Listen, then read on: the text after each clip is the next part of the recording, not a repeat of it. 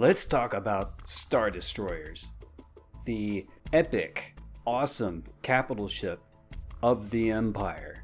There is nothing that inspires fear, terror, or even hope to certain Imperials like a Star Destroyer.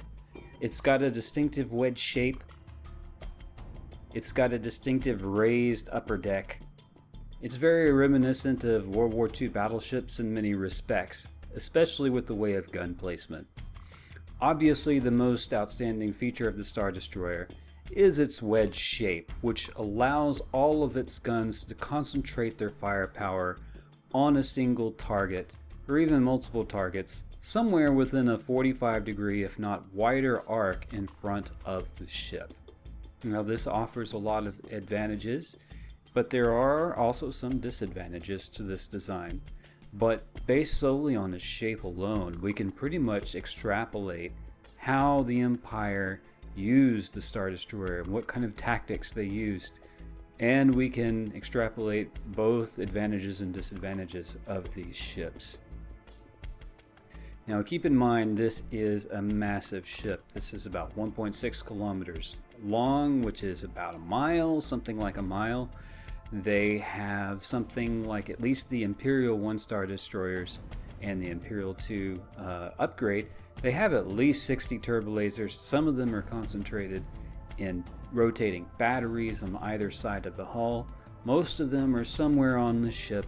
It's a little bit obscure as far as where all these turbolasers are. Of course, it's also armed with a great deal of ion cannons, and it does have a respectable point defense system, as we saw in Empire Strikes Back.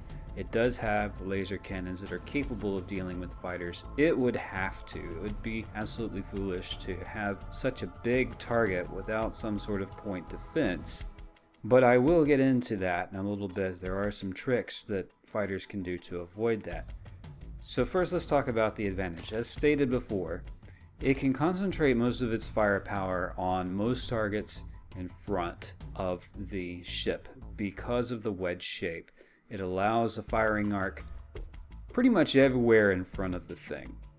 It is especially good when attacking a single heavily defended or heavily shielded target, such as a Golan defense platform, a surface target, such as a shield generator, or perhaps a Mon Calamari cruiser, as long as that Mon Calamari cruiser is not moving so fast to where the Star Destroyer has to rotate too much to keep up with it. It is especially great on a frontal assault, especially when coming out of hyperdrive, because chances are, right after it comes out of hyperdrive, it's going to have targets somewhere in front of it.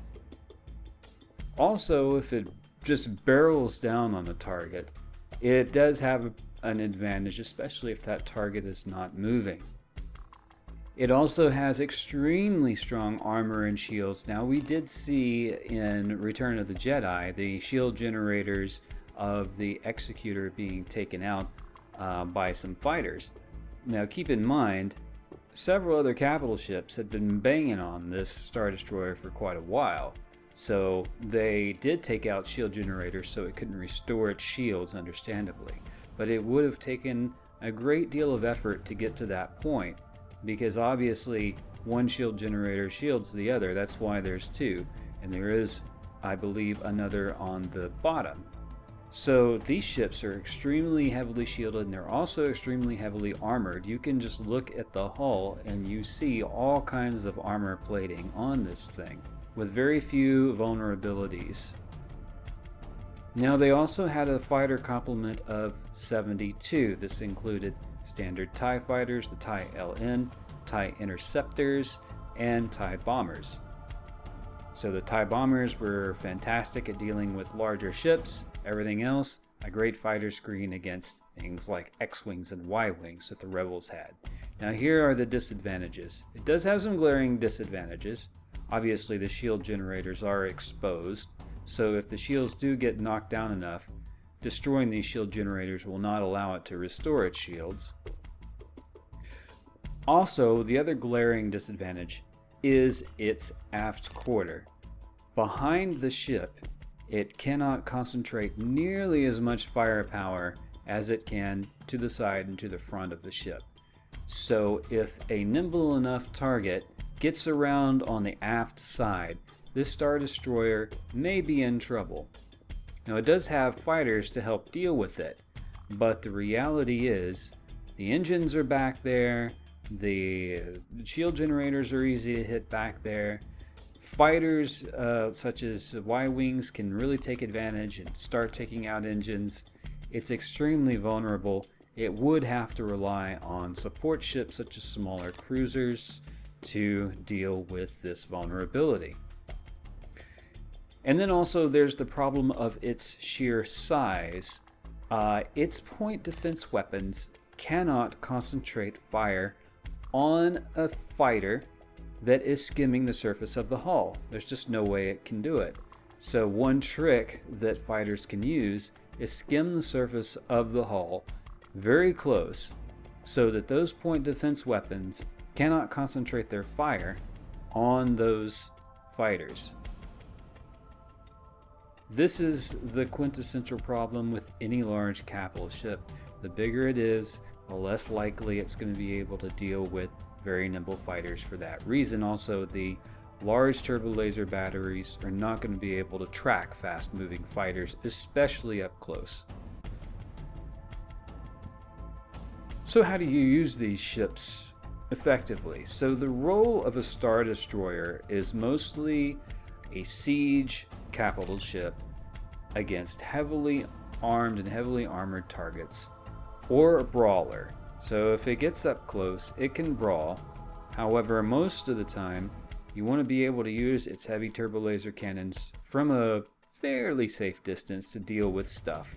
And you want to deploy a fighter screen to deal with any bombers that would skim the surface of your Star Destroyer.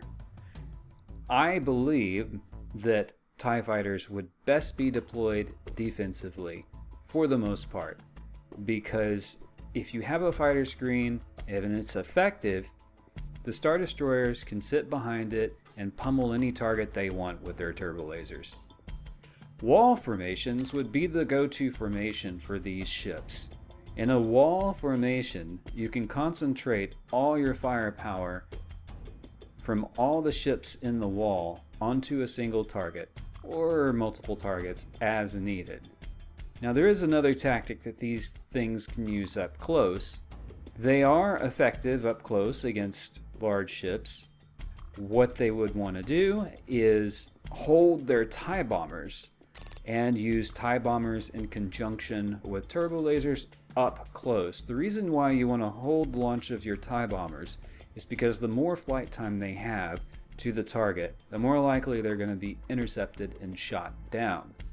Especially TIE, since TIEs, they don't have shields. TIE bombers are a little tougher than TIE fighters. But then also, if you escort them with TIE fighters, again, Rebel fighters are generally more effective than TIE fighters, so they can be intercepted and shot down, and most of your TIE bombers are not going to get to the target. However, if you approach the target, get on top of them, and perhaps these smaller targets are starting to flank you, well, this is where you launch your TIE bombers delayed and deal with those enemy capital ships.